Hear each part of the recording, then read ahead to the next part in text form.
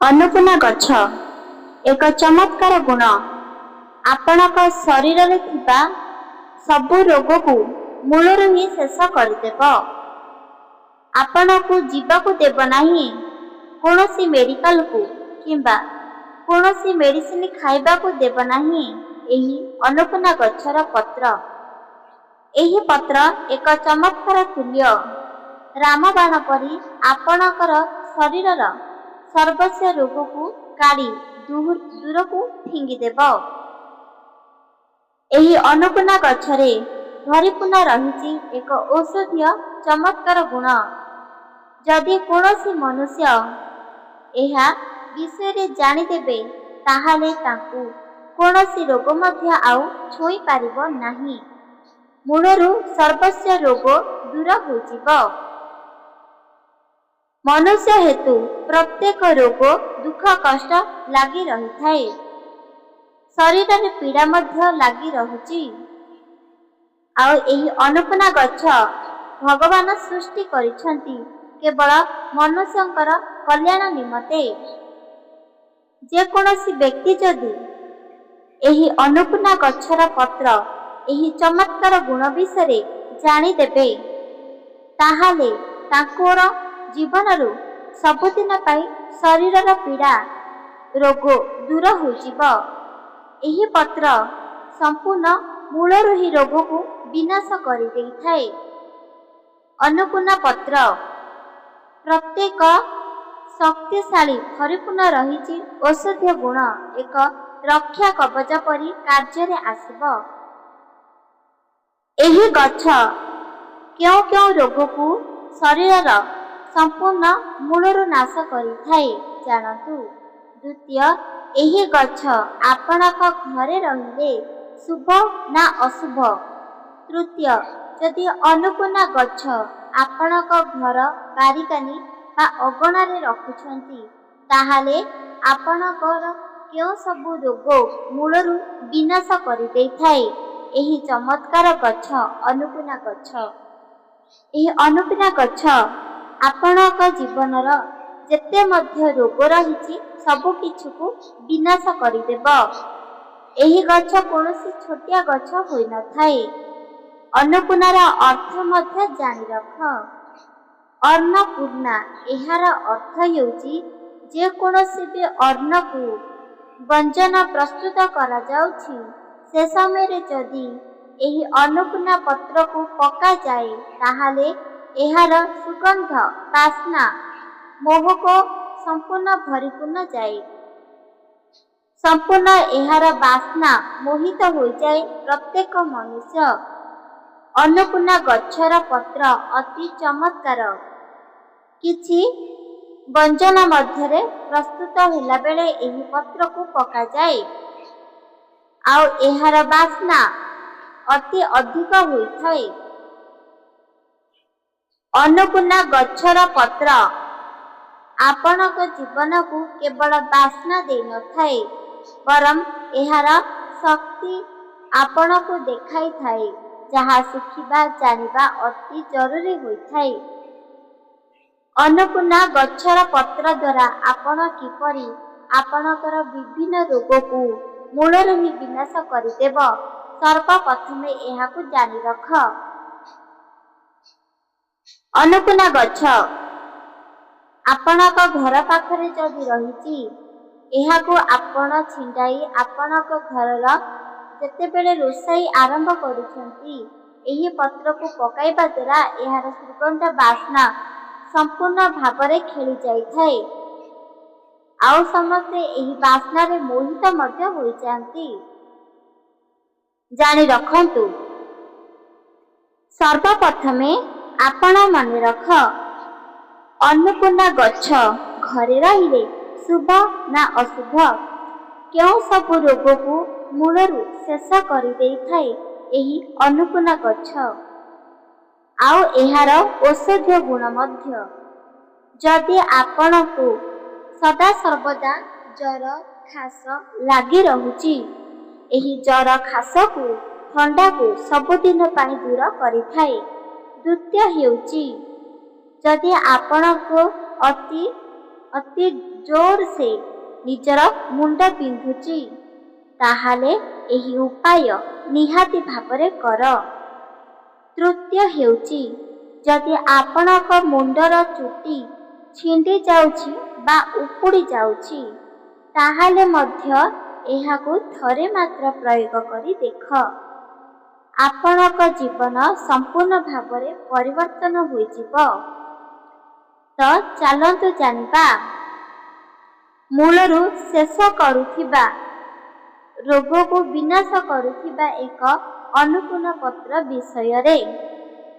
ସର୍ବପ୍ରଥମେ ହେଉଛି, ଯଦି ଆପଣଙ୍କ ଘରେ ଅନ୍ନପୂର୍ଣ୍ଣା ଗଛ ଲଗାଇଛନ୍ତି ବା ଆପେ ଆପେ ଉଠୁଛି, ସେ ଅଗଣାରେ କିମ୍ବା ବାରିରେ ପଛପଟେ, ତାହେଲେ ଏହାର ସଂକେତ ଜାଣିନିଅ।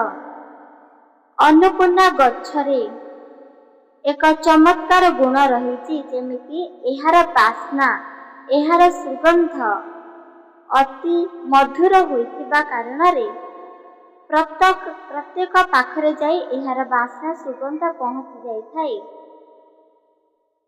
ଏବେ ଜାଣି ରଖ, ଯଦି ଆପଣଙ୍କ ଘରେ ଏହି ଅନ୍ନପୂର୍ଣ୍ଣା ଗଛ ରହିଛି, ତାହେଲେ ଅତି ଶୁଭ ହୋଇଥାଏ।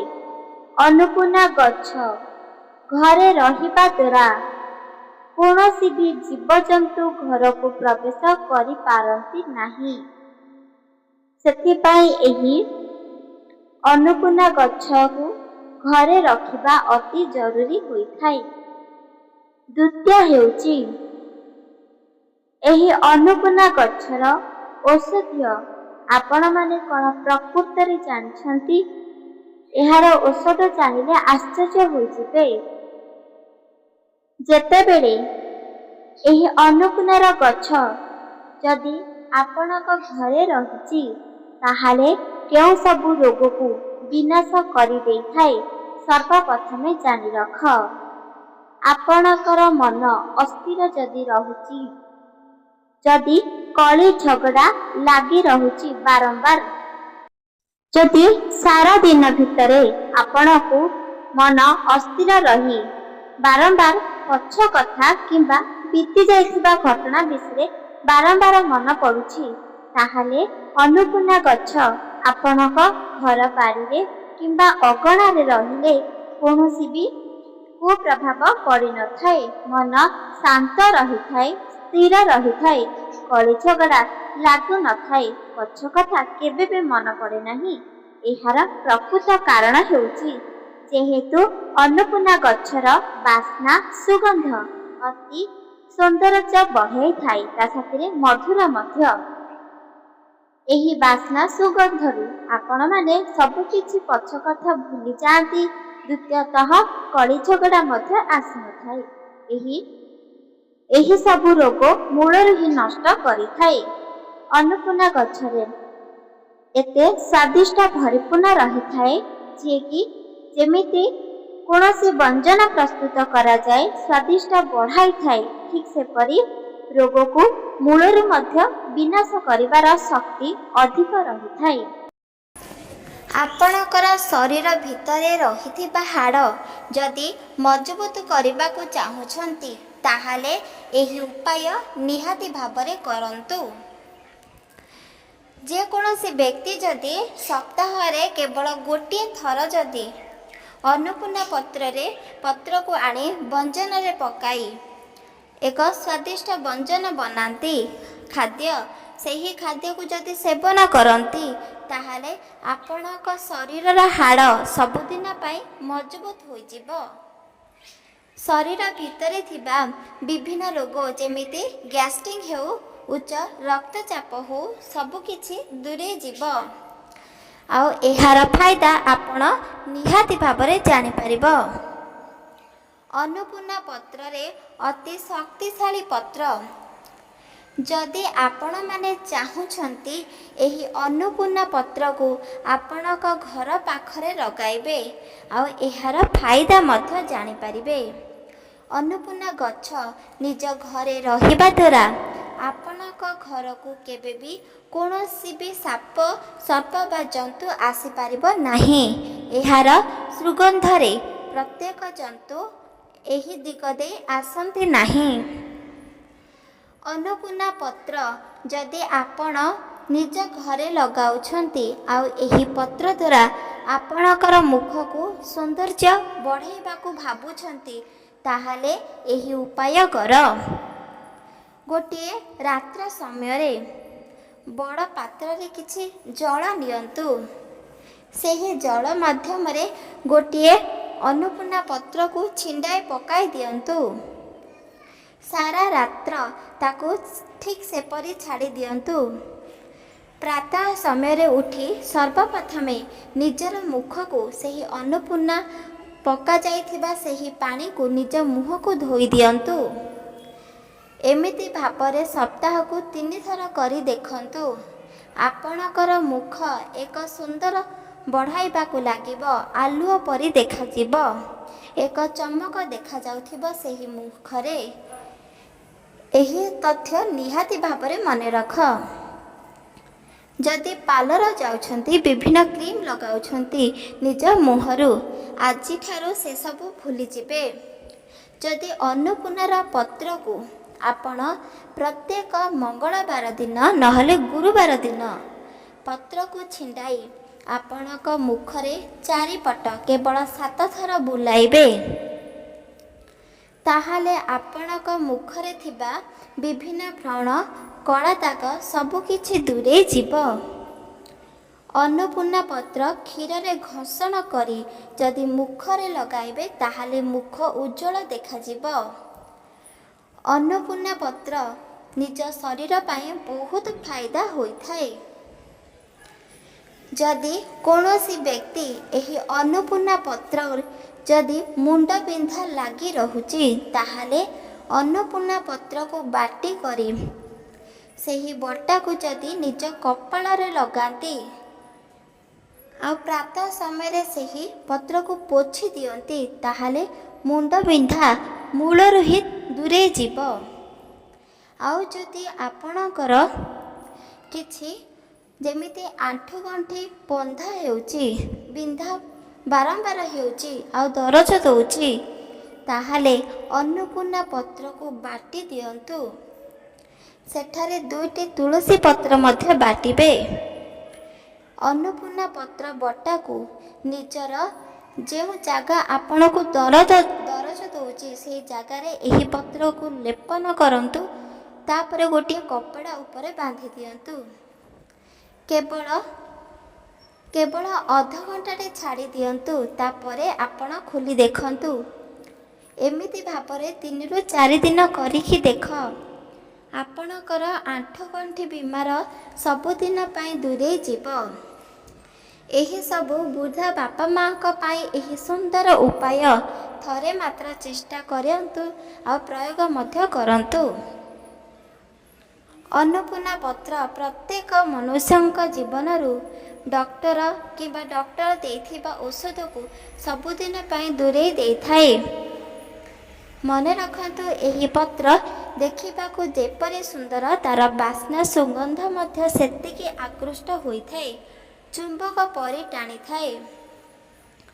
ଦେହରେ ଥିବା ବିଭିନ୍ନ ରୋଗ ମଧ୍ୟ ବିନାଶ ହୋଇଥାଏ ଯଦି ଏହାକୁ ବ୍ୟଞ୍ଜନ ପ୍ରସ୍ତୁତ କରି ସେବନ କରନ୍ତି।